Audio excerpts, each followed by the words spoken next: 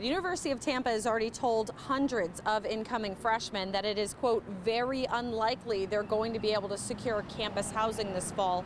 So they're trying to offer a little bit of cash for them to help offset the costs of finding their own apartment off campus. Now, in a letter sent to those incoming freshmen this week, the university said it'd give them a one-time $2,000 grant for students who can provide themselves their own off-campus housing. But that might be easier said than done, and $2,000 might not exactly be enough to offset the costs of living off campus.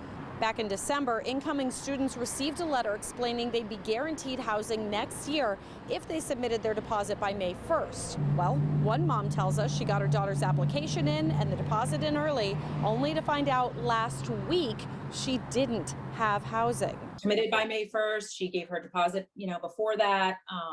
So we did everything on our end. If we would have known that there was a possibility for her to not have guaranteed housing, I would have strongly taken that into consideration and had her, maybe pushed her to go to another university where we were guaranteed.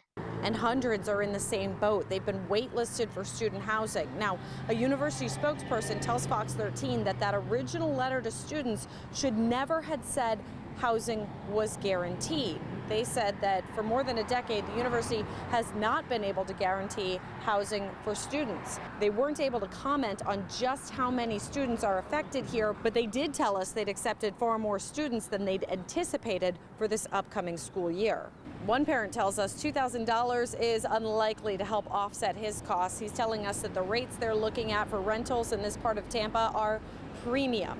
And when you add in the meal plan, which would have been included for campus housing, along with transportation, he says he's looking at an extra $10,000 than he'd originally anticipated spending on school this year. In Tampa, Kelly Cowan, Fox 13 News.